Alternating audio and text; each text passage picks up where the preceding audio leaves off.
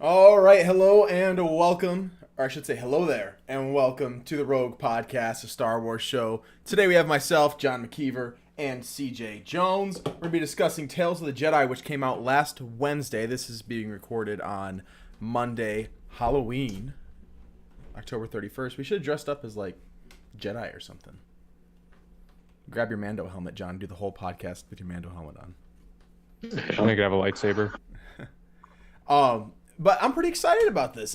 I think we were all looking forward to this quite a bit. Any animated project by Dave Filoni, I know that we're always excited about. And I would say that it did not disappoint really in any level, except for the only disappointing thing for me was it was just too short. I would have liked to have seen more, but I mean, we knew that's what it was going to be. And for what it was, I thought it was great. We'll get into a lot more detail than that, but what were your initial reactions, John, CJ? You go ahead, CJ. John's still eating. Yeah. I thought it was really good. I I guess the I like the Dooku one, how they organized it a little bit better. Mm. I didn't really understand the flow. I don't know why Ahsoka's like her first one was first. I think it would have been better to have both arcs kind of separate. Yeah, if you just did like the Dooku 1, 2, 3, and then Ahsoka 4, 5, 6. Yeah. Because CJ, it's But Star Wars. We always do things out of order. yeah, I I think guess. it was. I think it was chronological, is what they were doing actually. Was it? Yeah, Is Ahsoka that old? Ahsoka would have been. Yeah, I mean, yeah, I think the Clone Wars were only like 5 years long, I and don't know if Yeah, that. but how old is Qui-Gon? yeah, okay. So here's what happened: from Phantom Menace until the end of Revenge of the Sith is like a 15-year period.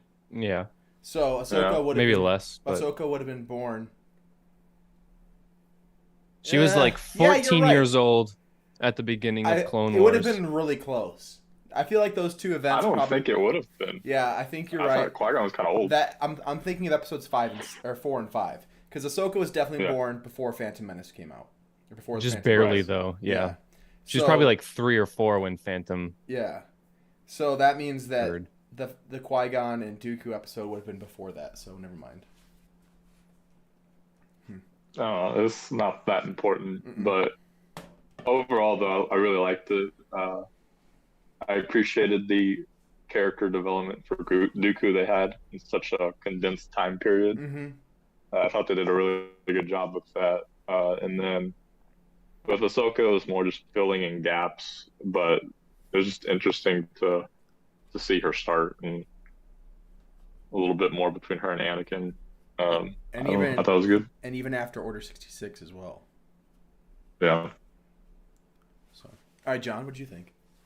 Yeah, I mean, of course, I really liked it. Dave Filoni's awesome. Like you said, Jake, and I'm sure you agreed, CJ, that they didn't seem very fleshed out because I would imagine they had restrictions placed on them by Lucasfilm. Like here's what you get. You get 13 minutes. Like any of these one episodes could have been a 30-minute animated Or maybe they just got a episode. budget and producing a Or whole that. show with CGI. The more frames you have, the more expensive it's going to be to develop. Yep, that's also probably was it. But yeah, it just seemed like each episode was very simplistic. And I'm fishing for something to dislike just because I want to be not entirely nostalgic about it. There was one Mhm. concept in each episode. Yeah. There Like was one the story point in each episode. yeah, like the Ahsoka episode 5. It was Ahsoka was trained hard by Anakin. I mean, that's basically it. But then you get the little kind of And it Easter egg of prepared like it her. saved her. Yeah, Yeah. it prepared her for So that's it. eventual. The Dooku one, him and Mace go to the planet. They go they get a Jedi's body back, figure out who killed her, and then they go home. But there's so much around these episodes that we know about, so it makes it Like so it, much better. it took the pre-existing knowledge of Star Wars and said, "We're gonna assume our fans know what they're watching," and you Yeah. get a Yeah. lot more depth to it. And then even if you didn't, it was still exciting and it was good for what it was. You know what I mean? Like if you were the casual fan and you didn't make all these connections, you probably still would have enjoyed it just for a fun, like kids that are Star Wars fan or like watching the Clone Wars. Like for instance, I was talking to my dad the other day, and he's taking all my little brothers through the Clone Wars right now. And me and my dad and brother grew up watching every episode every week when it came out. Like it was a tradition. We were looking forward to it, and we'd always fight with our lightsabers and stuff. My dad had his Darth Maul lightsaber. My brother and I both had Anakin and Obi-Wan lightsabers, and we'd fight my dad, and then we'd go watch Clone Wars, right? So we grew up with it, and we know the story so well. And he's watching through it, and he's just watching through it on his own. This 51-year-old man just going through watching Clone Wars by himself, and then just has the boys come in some nights before they go to bed and watch it with him. And he was saying, like, I'm watching it because I love the story and the characters and everything, but if they miss a couple episodes, it doesn't matter. They just think it's cool and fun. You know what I mean? They're not, like, enthralled by the show itself. So I think in that case, this Tales of the Jedi would serve both purposes as well, much like Clone Wars did. It's fun. It's cool to watch for kids, but for the older fans that grew up with this stuff, it also has a lot of implication and like deeper meaning. So, hit on all those for me. Ratings? It's hard to give this like an insanely high rating. I know Star Wars Theory was like 1,000 out of 10. It's like a million, 10 bajillion. And it's like it was really good. It was awesome. I really enjoyed it. It's Star Wars, no question. Yeah, and we don't even have to ask that question. It's just no, it's Clone Wars 2.0. I don't know. I'd say like a 9.5. I'd agree. Yeah, that's fair. I don't think I dock it as much for being short as y'all, only because that's not really like that's what they were going for, right? And they executed it. It's more of a preference, but they can't make a show out of everything. So in executing like a small scale show, I don't know what they could have done much better. Yeah, I agree with that. I shouldn't say I'm docking the show. I'm more so like docking Disney. You know what I mean? That they invested in other crappy things. Yeah, it's like, why do you guys you have this capability to create great content. Like, we've seen it. And we just get such a mixed bag of like, this is great, this is bullcrap, this is great, this is awful. You know what I mean? And it's like, just put out good stuff, and we will love it, and we will stop complaining. But it is annoying, though, how I you hear the narrative about Star Wars fans being awful and always finding something to complain about and stuff. And I'm starting to see it more, like, when you go into different channels and stuff, it is annoying. Everyone has something. It's just like every single topic is split and have people fighting about it. It's like, oh, I love Tales of the Jedi. You just like fan service. Dave Filoni can do nothing except for fan service, and he just does the same thing all the time. And it's like, well, I also love Andor. And it's like, Andor's not Star Wars. Andor doesn't even look like Star Wars. It doesn't feel like Star Wars. They haven't talked about the Force, no Jedi. It's like, man, why are we so hard to please? And then you try and interact with someone on Twitter and get a genuine understanding of their point of view, and then they call you pretentious. And it's like, well, not it's like, I was literally asking you a question. I just wanted, I saw your tweets. Oh my John. goodness. Yeah, I don't understand. It's understandable why someone like John Boyega, or not John Boyega, Oscar Isaac, when he was asked if he would do a Poe Dameron show on Disney Plus, was like, nope, no chance. And they're like, what if they gave you $10 million an episode? He says, nope, I have no desire to ever work with Star Wars again. And it's like, I think that's partially because the way the fans treated his movies. I think it's also just because working with Disney probably wasn't very enjoyable. I feel like that's got to be most of it, because I mean, there's a lot of I don't think anyone dislikes. I thought Poe was one of the best characters in the movie. Yeah. Movies. Yeah. It's just I think he doesn't appreciate the production around the movie that is very. Oh, let's take this. Oh, how about this? And he saw more. Maybe. He saw more of it than we did. He probably still didn't see all of it, definitely as an actor, but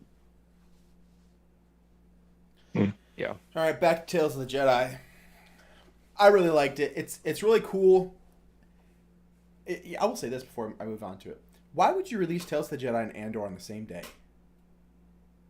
I really Star Wars Day. It wasn't Star Wars Day. I mean, no, that's Wednesday is their Star Wars Day. I know. It just like you drop it on Tuesday, so you can watch that on Tuesday and watch Andor on Wednesday. I hope they Hmm. look at all the analytics. And you say Disney a lot, Jake. I think it's more Lucasfilm than Disney that's making all these decisions. You think so? And But oh yeah, I think yeah. Disney Plus is deciding when everything gets launched. Lucasfilm just produces the stuff, Certainly, but and they're putting it Lucasfilm is out. saying, "All right, we're giving this much budget to Tales of the Jedi. We're giving this much budget to Andor." I think Lucasfilm is making those decisions. Yeah, sure, Disney, they have to fit with Disney's schedule, Yeah. but I think Hmm. some of those other decisions are all Yeah, Lucasfilm. but I think when something gets released on Disney Plus, it's a decision made by Disney. Correct, but I don't think that's the main issue here. No. I was kind of going back to a Sure. conversation before Sure. you brought No, up. you're probably right. Lucasfilm's ran by Kathleen Kennedy, and Disney probably doesn't have a lot of their hand inside of that. Um, but I mean, she's a Disney employee. Yeah. But I will say, I hope Disney is looking at all the analytics behind Tales of the Jedi in general Hmm. and seeing, like myself, hopefully all the people that watched Tales of the Jedi at noon during work, then watched it again at 5 when they got home, and then, oh, fine, I'll watch Andor at 10 Yeah. because So did I need you to watch it. you have you not? Would you overall? I will save Andor for later. I really enjoyed both. I enjoyed both of these projects. But we'll move on to Tales of the Jedi and just discuss it. So we have two arcs, two 3 episode arcs. One very focused 3 episodes trying to prove one point or show one story, and then we had 3 individual stories about Ahsoka that were many years apart from each other, just kind of just giving you glimpses into her life, which I thought were interesting. But the Dooku one was the highlight of the show for me. Um, Something we've never seen on screen before. We see Count Dooku as a Jedi Master, as Jedi Master of Qui Gon Jinn, which was also really cool to see Qui Gon Jinn as a young Jedi Padawan. And then Hmm. they are working on a dispute where a colony or a village has kidnapped a senator's son, and then the Jedi show up at this village and find out it's just in a total desperate state with no food, water, jobs, no money. But the senator's living this plush life on Coruscant and just taking advantage of his people. So it's kind of like Someone turns in their own people for like a for little food. scrap of food. Yeah, It's yeah. like, dang. So this is like it appears to be one of Dooku's first glimpses into the corruption of the Republic, and kind of what starts to turn him away from the Jedi. And it's one way that Dooku was actually really wise. And you see how it affected Qui Gon as well. Because Dooku never sat on the Jedi Council because of his opinions about how the Jedi were doing things wrong. And you see as well, Qui Gon Qui-Gon never later sat on the never sits on the council, Jedi yep. Council because he wouldn't follow the Jedi Council just at face value. So you see a connection between the two, and how the apprentice is like the master and kind of follows some of his opinions. And in Attack of the Hmm. Clones later on, we see how he's talking. Dooku is talking to Obi-Wan and says it's a shame what happened to Qui-Gon. He would have been a great ally. And then Obi-Wan says Master Qui-Gon would have never joined you. And he says, "Don't be so sure." I don't remember the exact line, but it's really cool because it kind of points to this throughout the next 3 episodes of Tales of the Jedi. And I think Qui-Gon maybe would have realized that the Jedi needed to reform, and also that the Hmm. Republic did. However, I don't believe he would have turned to the dark side to get those done. No, no, no, no. So, Not at all. but it really answers a lot of questions just about who Dooku was. And I loved seeing just that frustration he had with what was happening to these people. Like, he was genuinely caring for these people. And that frustration is what leads him to choke out the senator. And Hmm. it wasn't like a hate for anyone. It was just his frustration, his emotion, right?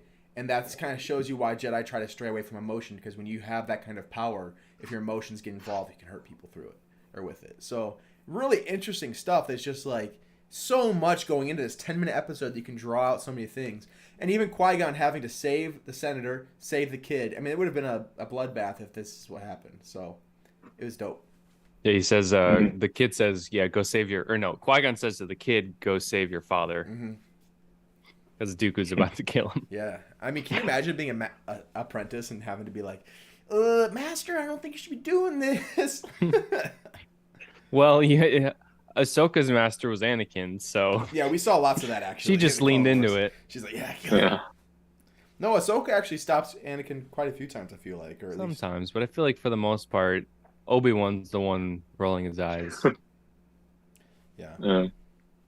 But there were times when like Anakin was about to straight up kill somebody. And Ahsoka's like, Master, Yeah. it's not the Jedi way. Something like that. So that Yeah, first I mean- episode was really interesting. I really liked it. It's cool So to I'd see say that. Qui-Gon, you think he's about in his teens maybe? He looked pretty Yeah, young. I think he's like Yeah. like the age of Obi-Wan and Phantom Menace, probably. About to be a Jedi Knight. So like 18. Yeah. That's Oh, my yeah. guess. That's what I was thinking too. So then it's got to be he's probably like what 40 45 in He's definitely fandom? 40 plus in Phantom Menace. That's what I thought. So it's a solid 25 years ago Probably. at least. I mean, and Dooku, you guys read Darth Plagueis novel, right? Yeah. Yes. So Dooku is having these issues with the Republic for years and years Yeah. before Phantom Menace ever comes up. So I think that kind of lines up with what we're seeing in Tales of the Jedi of how Dooku's just like realizing this is just messed up, dude. Should not be happening this way. Mhm. So the next episode's really cool. Oh, go ahead, John. Oh, you have something to say? Actually, don't go ahead. Wait till you finish doing your food. Did you notice that or did Dooku's lightsaber sound different than a normal lightsaber I to you didn't. guys? I didn't notice. I didn't enjoy seeing his blue lightsaber though. I felt like it I don't know. It sounded different. Did you guys ever read I Jedi did- Lost? It's Dooku about- Jedi Lost? Yeah. No, I think No. David did. I think David has. It's too bad he's not here today because it would have been cool to see if that was similar to what happened in the show. Anyways, so episode 5 then. No, episode 4. Four. Of Tales of the Jedi. Is 10 out of 10. It was fantastic. I actually think I enjoyed 3 more. Yeah. With Mace Yeah. and Dooku. I'm sorry. I keep jumping around. Episode 2. You enjoyed 4? Episode 2 with Qui-Gon and Dooku. Qui-Gon. I think I enjoyed more than 3. Okay. Yes. 2 was I my think I would favorite agree. of all of them. I think 2 was the best one. I think 4 was the best. Or 4 was really good too. just with because of all the Yaddle, tie-ins Palpatine. to like Yeah. to Attack of the Clones. They It's were hard, both it's hard to. All right, but we'll go Sure. to 3. So in 3, Dooku and Windu are on a mission to go retrieve a Jedi's body that has died. And they find out, or they're suspicious of the senator, right? Dooku is suspicious. Dooku is. Mace is just like, He's just trying to follow protocol. let's go there and back so I can get my promotion. Yep. He already knew about it, no doubt. And this was a Jedi that was on the Jedi Council. And I wasn't familiar with her at all. I don't think that... Oh yeah. I thought you were talking about Mace. No. So they get there, and you have to refresh me. But essentially, they're trying to go to where she died, and they see that she was shot from the trees or something. And then Dooku forces it out of the senator who killed them. He says the security force, and the security guys shoot him in the back. Can you guys recall why the security force killed this Jedi? I don't remember. I think it was because she was collateral damage, I'm pretty Yeah. sure. Because she was there to protect the senator. Mm-hmm. Mm-hmm. The senator, she probably protected the senator, and then somehow the senator got away, which that doesn't make sense. They said they But- wanted to force the senator to do what they needed. True, Right. so they probably just killed her to kind of get her out of the way because they knew she Because they wouldn't. needed to kidnap him and force him to fight for them Yes, in Senate. that So, tracks. but it was interesting what happened because Dooku again resorts to violence and like immediately. And because of that, a fight ensues. And that security guard's son, was it senator's son or security guard's son? Security guard son. Yeah, the security guard's son dies out of it. And Windu's like, if we had done this the right way, we could have avoided all this bloodshed. And it ends up resulting in the two of them were candidates to fill a role on the Jedi Council, and it went to Mace. So, not Yeah. a whole lot happened in that episode. This one was, of the 3 Dooku episodes, probably my least favorite, but it was still good. The I don't combat know was if I cool. think it's more of. Oh, go ahead. I was just gonna say I don't know if Dooku was ever up for promotion. I think it was always Mace. Maybe if anything behind the scenes they were like, Dooku, if you follow the rules, because Well, it felt like Mace even he was says at the totally end. blindsided though. Mace even says at the end, um, Dooku pulls him aside or whatever, and he's like, "Congratulations on your promotion." He said, when it came down to it, I followed our orders, and you went rogue and did your own thing, and because of that, I was given promotion. Something along But do those you think lines. that's the first time Dooku has gone his own way on a mission? No, I'm sure it's not. I mean, we saw earlier it wasn't. I feel like it was kind of one of those things where they say they'll give you the promotion just to kind of try to Shut you steer up. you on the right path, Yeah, but they probably knew it wasn't going to work, so they had their contingency plan. maybe they had to get 'Cause the, Kind of they interesting had to get how minorities in the council this. just for representation. Yeah. No, I was gonna say it's interesting how like that can also set Anakin off too. Yeah, Like the lack of promotion. So Sidious really likes to target those guys, I guess. He likes to target the losers who can't get Yeah, promoted. you can't get on the council. I Don't mean, work for me. they probably already are.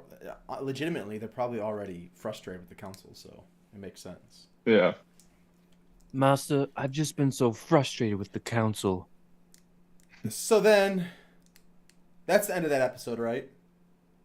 Yeah. Yeah. We go on to the next one, which is the best part of the show, in my opinion. Where Top tier. it was just fantastic. It was When good. Dooku's walking through the library, and he's deleting Mhm. Camino from the Jedi archives, which I was just like, Rachel, do you know what this I was means? going crazy. I was in work watching it with my staff people who during lunch who Yeah. are like moderate Star Wars fans, like they didn't know what he was doing. Yeah. I was like, Yeah, I know. he's doing the thing. Rachel and my mom were both. My mom was in town because we just had our baby, and I was just like showing them, guys. You remember this? You remember Dexter? I was like, do you remember how they removed the Jedi, the Camino archives? And they're like, what? No. I said, okay. You remember Dexter? They're like, no. I said, the guy with 4 arms worked in the diner. And they're like, oh yeah. So I explained the whole thing. old Yeah. buddy. And they were like, oh, cool. All right. And I was like, you guys don't understand how cool this is. But that was one of the things where it's like, hey, Dave Filoni's like, here, guys, take some fan service.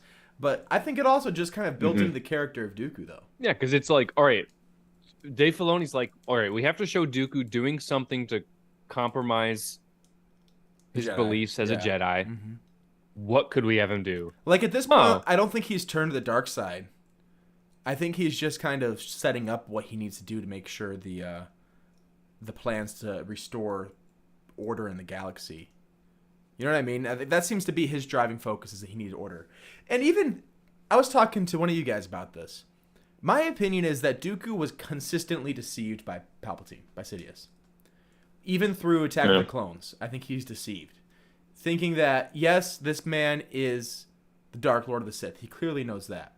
But I think he believes that using the Dark Lord of the Sith to bring about reform in the galaxy is the best way to get order. And then probably thinking eventually he could kill him himself. And then just leave it off. You know what I mean? Yeah. Because his conversation with Obi-Wan in Attack of the Clones, it just points toward that. You know what I mean? And even throughout this whole Tales of the Jedi, it still just looks like he genuinely believes the Jedi and the Republic is lost. We have to start over. And this war that we're about to bring on and getting power to one man to change things is going to be how we do it. Yeah, I mean, I don't immediately see any disconfirming evidence to that. Mm-hmm. It all definitely tracks. I mean, and he was still shocked even when Palpatine hasn't killed. Like, Oh yeah, I just and that's think- in the book and Yeah. novelization as well. I just think Palpatine was selling it to Dooku. This is what's best for the galaxy. You know what I mean? Of course, Palpatine just wants ultimate power, but I think that Dooku just sees, you know what? The Sith way of ruling the galaxy with an iron fist is the best way to rule the galaxy. No, Ensure he order. doesn't want ultimate power. He wants Unlimited. Unlimited power. So I don't know. That's my take on it. But it was Yeah. really cool as he's walking out of the library. Madame Jocasta, he stops Madame Jocasta and asks, "What's all the hullabaloo about? All the ruckus?" And she's like, "Who, Master Dooku?" Because you know how she feels about Master Dooku. She's got a little crush. What? You haven't seen the deleted scene? No. It's when the deleted scene in the archives before Kenobi in episode 2, before Kenobi gets the list, or it's a different version of that scene, I think. Mhm. He's standing there looking at a bust of Dooku, and then Joe Costa's like, "Oh my, yes, he has such strong features." Oh, really? And like just compliments him Huh, I've never seen that. very intensely. Like she may have broken the Jedi code a time or two. Maybe. Yeah. Definitely in her mind. But she explains that his old Padawan Qui-Gon had actually gone and he reports that he fought what he believed to be a Sith Lord. And something that's not really hit on in the Phantom Menace Lord? is that the Jedi didn't believe him. Like I never caught that when I was watching Phantom Really? Menace, that they didn't believe him. Just Mace that Windu. Yeah, no, Mace they're like, Windu is all up, the Sith have all been- against it. the Sith have been Extinct. extinct for a millennia, says Kiadi Mundi. And Yeah, and then Windu's like, I think we would be aware if the Sith had resurfaced. He says that as well. yeah. I guess I just figured they walk away and actually took it seriously. You know what I mean? Yeah. And like I tried mean, to figure it one out. would think. So it was interesting to see that they just actually didn't believe him. Yeah. Um, Kind of cements that. which is just odd, you know? Maybe I think it just points toward the Jedi being so arrogant in their position. You know, just thinking that everything that they can do no wrong and that everything is ho hum. Part of it makes me wonder. So obviously, I mean, in the Bane books, we see people with red lightsabers that aren't Sith, but they're Sith fanatics. Mm-hmm. I think that one dude that Xana runs into is a fanatic.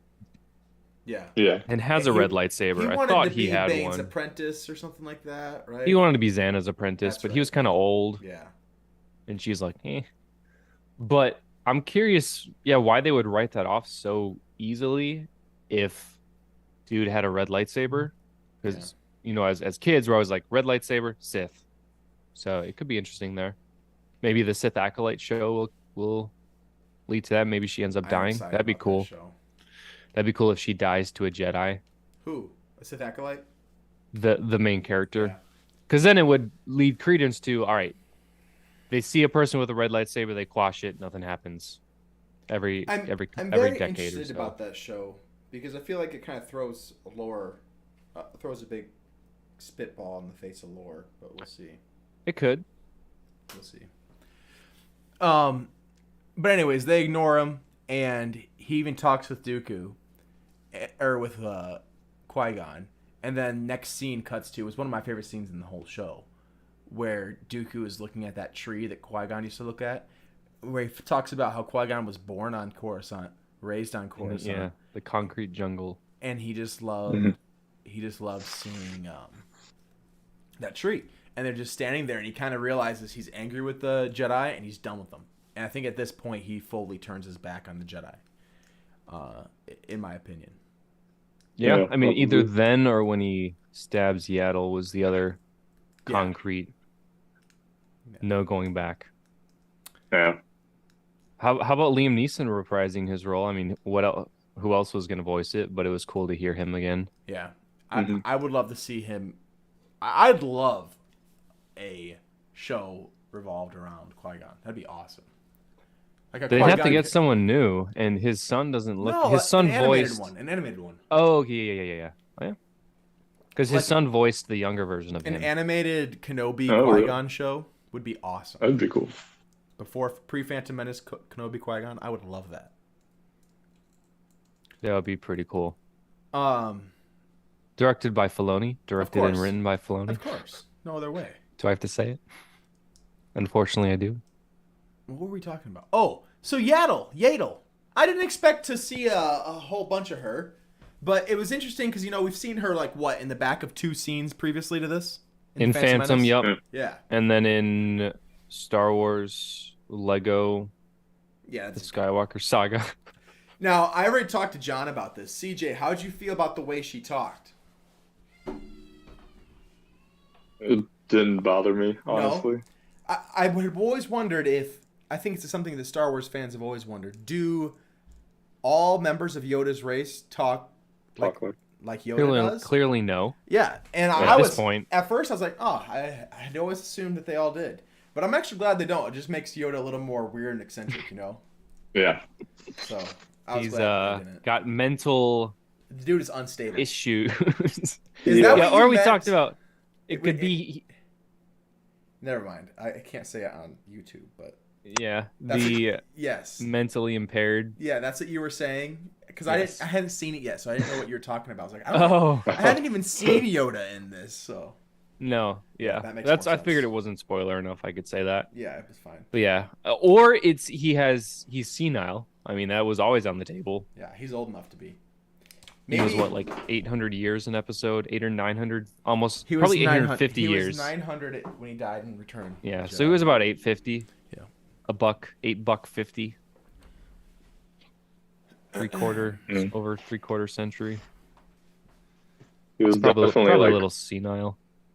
he's definitely made as like an old hermit, and then they just had to like justify it back, Yeah. just keep it going. Because, if, oh my goodness, imagine if in the prequels he talked normal. That- Everyone would have been like, not only is he animated, this? but what in the world? Well, he wasn't animated originally in Phantom Menace. True. Attack he was, though. Yeah. But yeah, no, I know what you mean. You're Mm. right.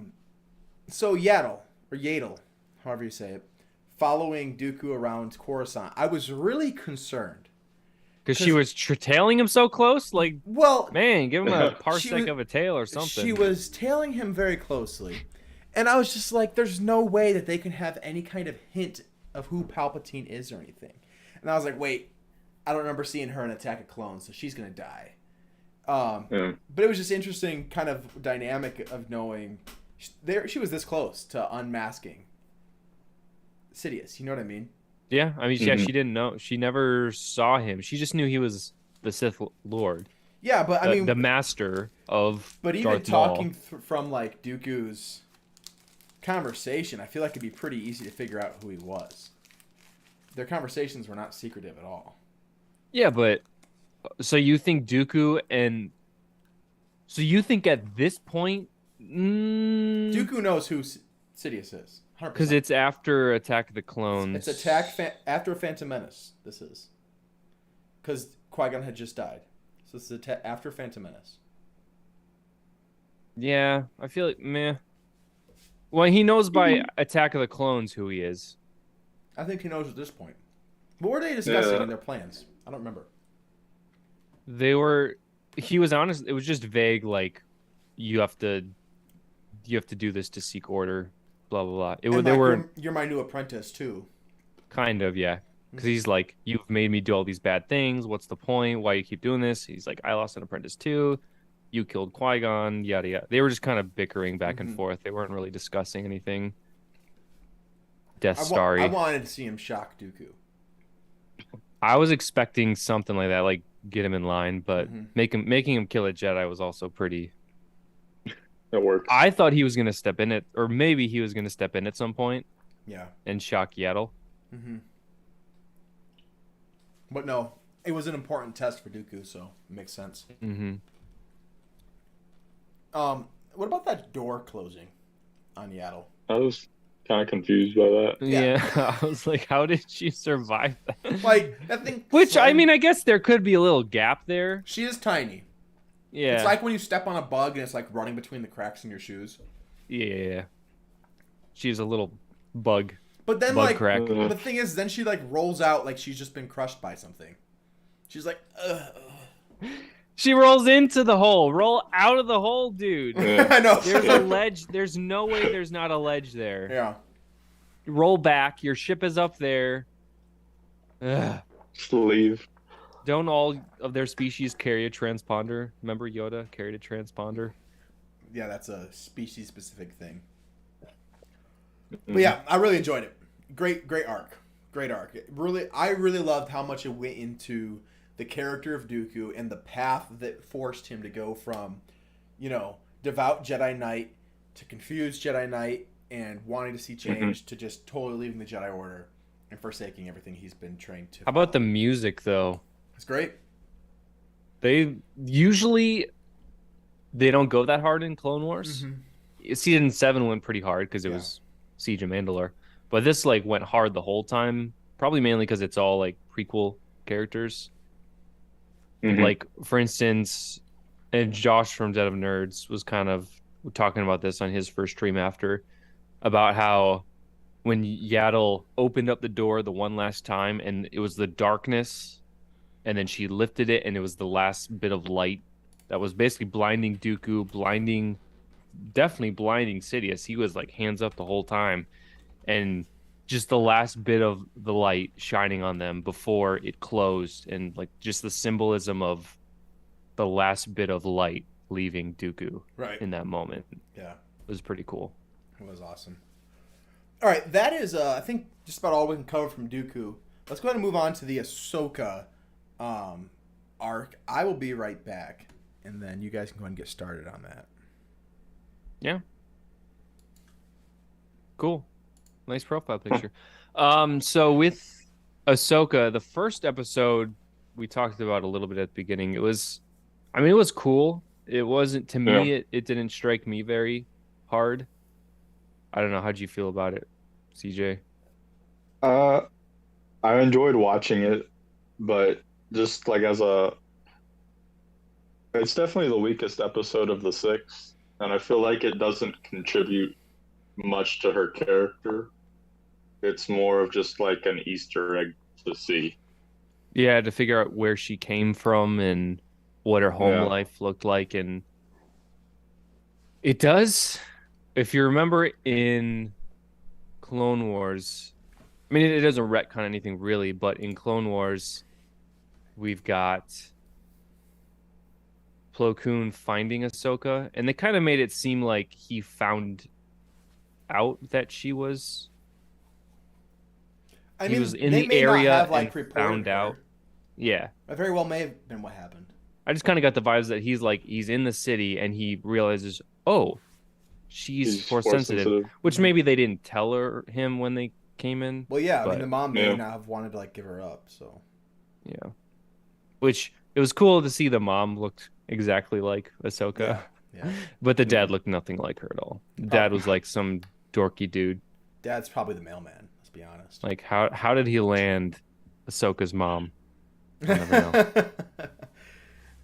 I'll never know. Yeah. Who was in fact voiced by... Same question about you, John. Iden Verso. How did I land Ahsoka's mom? No, Kayla.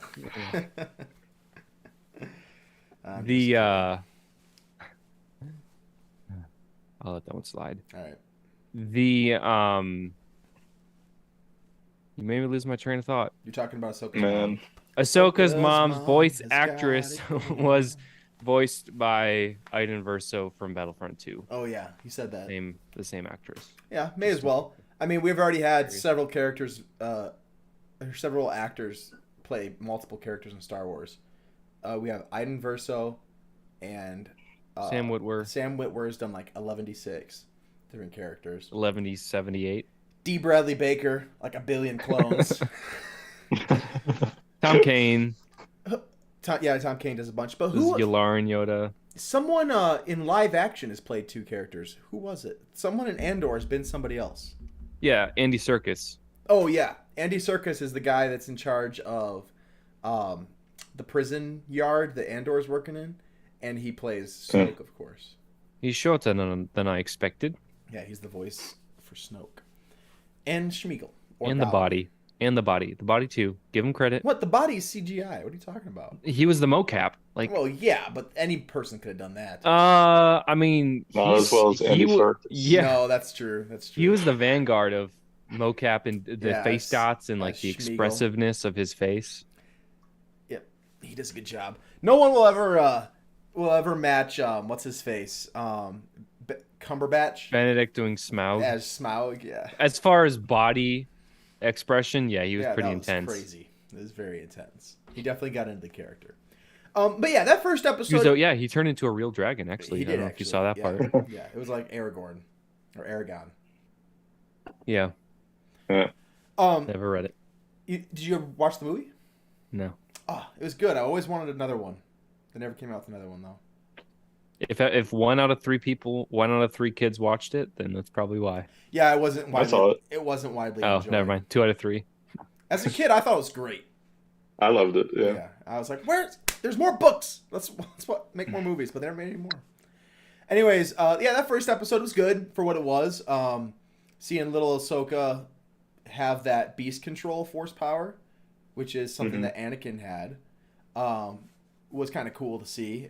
As her first way she had the force. I wasn't really surprised by that. She's always had a connection with other beings, where she's able to like have that empathetic viewpoint for how other people feel. So that made sense. Which part of it, I know people say beast control, but I feel like to some extent every Jedi has that power because they can connect. Think with all about living it. Things. Yeah, the Force is going through all living things. The Jedi is more attuned to the Force, therefore they can connect to all living things better. So to some extent, every Jedi should have that. But I think ability. there's a difference between connecting and like feeling what they feel and being able to like control. You know what I Especially mean? as a child. Yeah. Yeah, she probably, which they never really did. No, it was not Kanan. Ezra used that a bit. Ezra had it, with the whales, and Yes. something else too. The Loth Cat and the Loth Loth Wolf. Yeah, Loth Wolves. But I don't know if the Loth Wolves. Yeah, I guess they were actually physical beings, but they had some crazy powers. But we move on to the next episode, so that you jump until episode 5, you don't see Ahsoka again.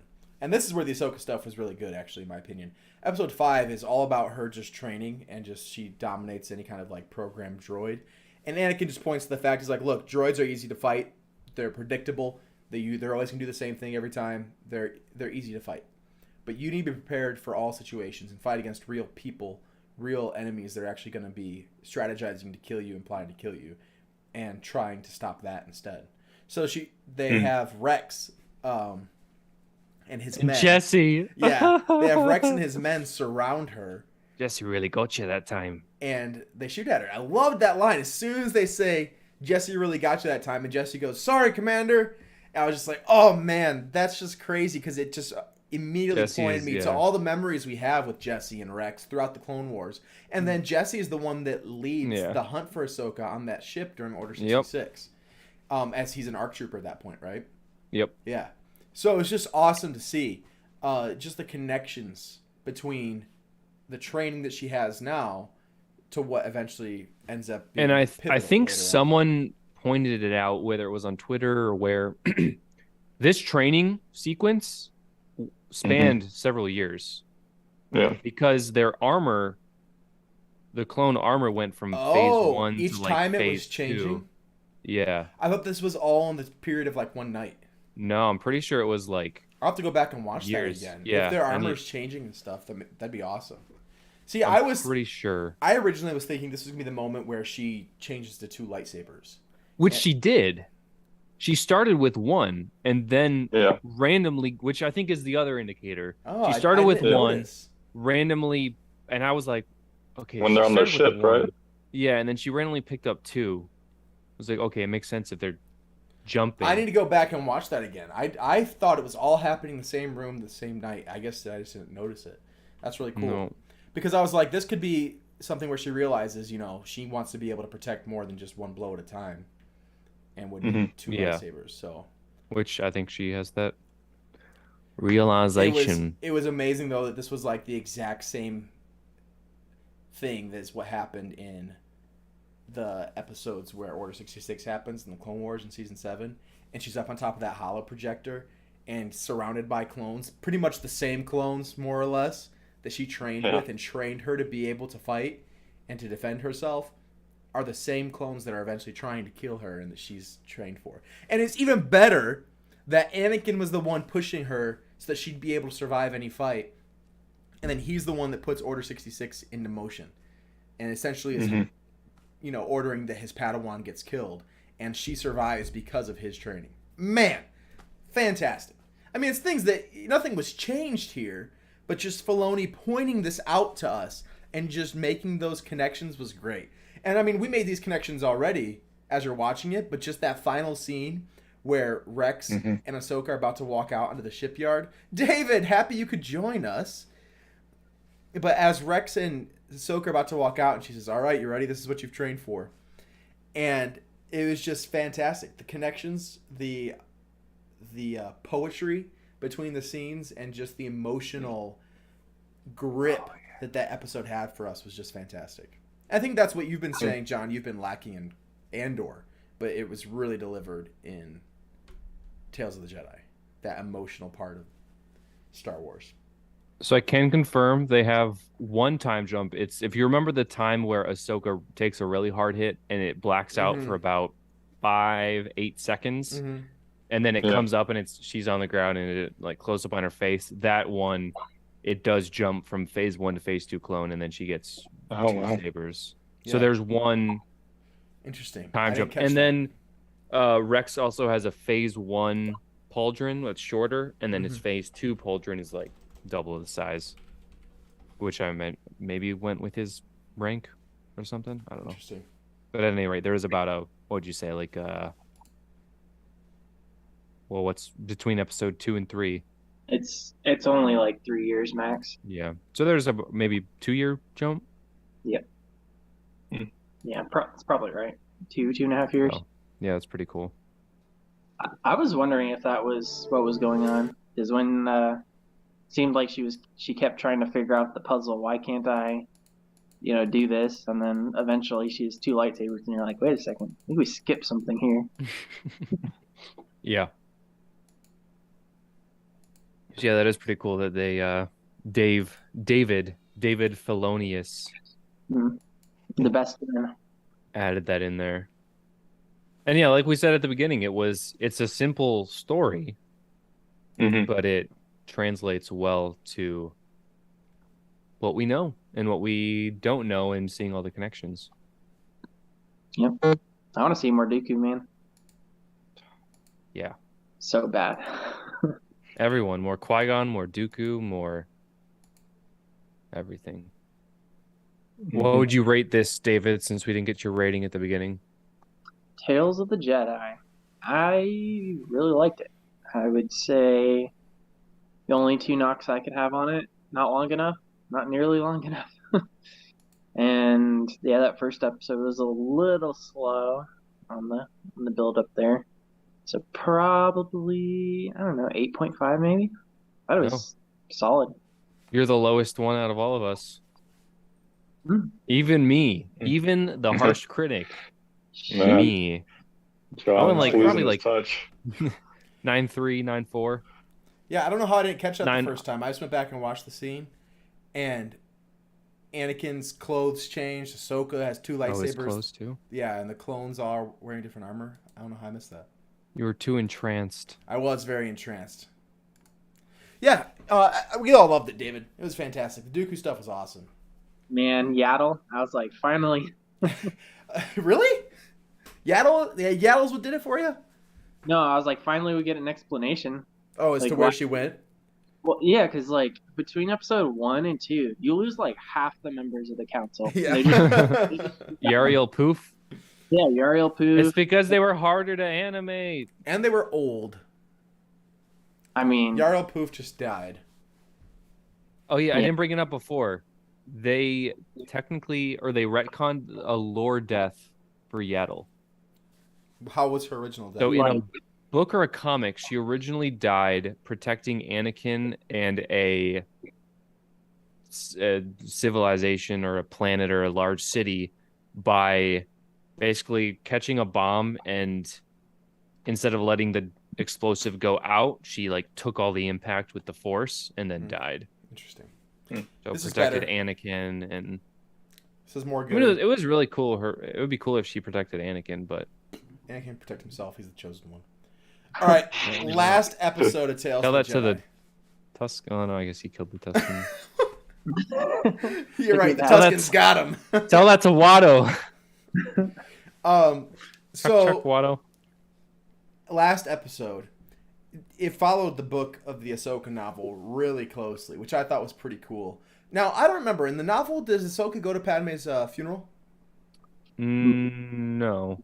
I don't think Nope. so. And you know what's the biggest change from that episode? What's that? The fight. So if you remember from the book, Oh yeah, the fight at the end.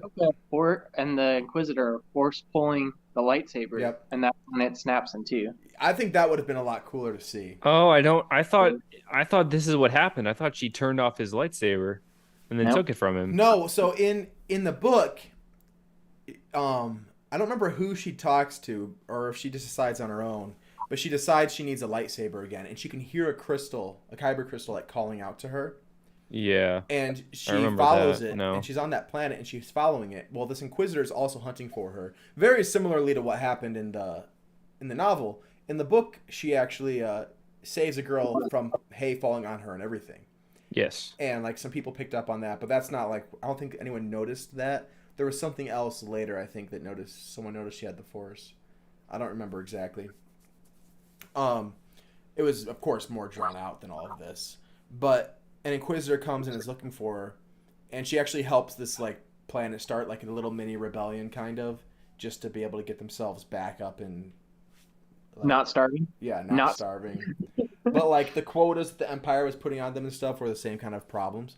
But yeah, as they're going, this kyber crystal's crawling out to her, and the red crystal has been like bled and distressed, so the lightsaber was like flickery, you know? And as they're fighting, she has no lightsaber, and she tries to pull it from him, and he pulls, and it splits and like explodes. And I think the explosion from the lightsaber, like in his hand or something, is what killed the guy. He kills the guy. Yeah. Kills the Inquisitor. And the kyber crystal splits in two and turns white, which is how she gets her white lightsabers in Rebels. I thought she had to actively purify the crystal. I thought that's what happened too.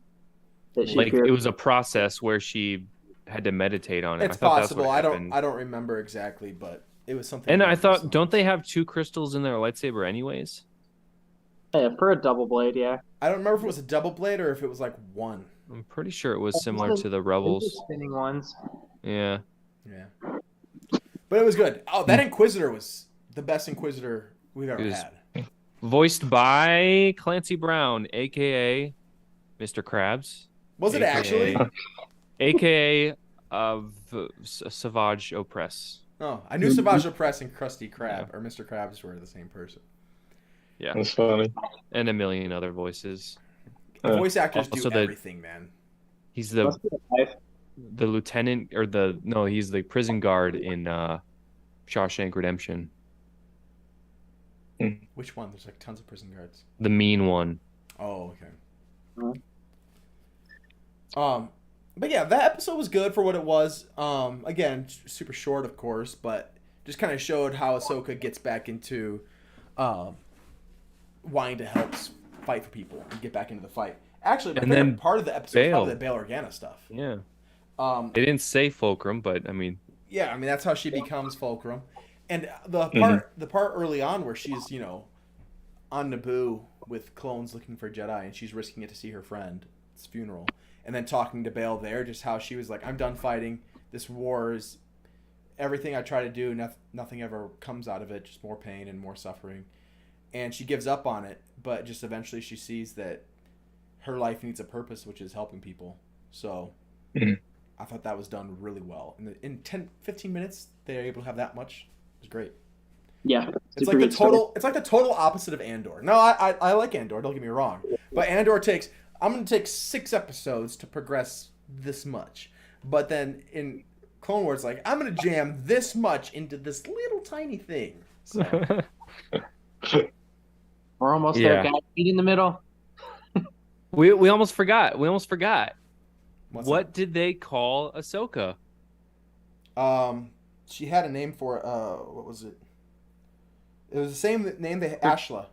Yes. Yeah, the same planet. name as they called her in the novel, which I was like, "Come on, say it," and they Yep. said it. I was like, "Sweet." Yeah, so it kind of canonized the novel a little bit, which I thought was cool.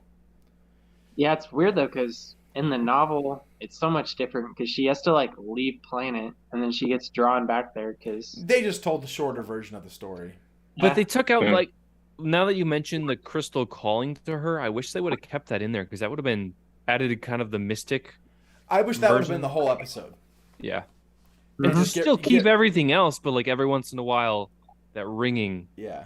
shows up in her and she like looking around And for for it. anyone that doesn't know the significance of Ashla being her name, the two planets that the Sith and Jedi were formed on were these two moons above. What's that planet that Grogu goes to?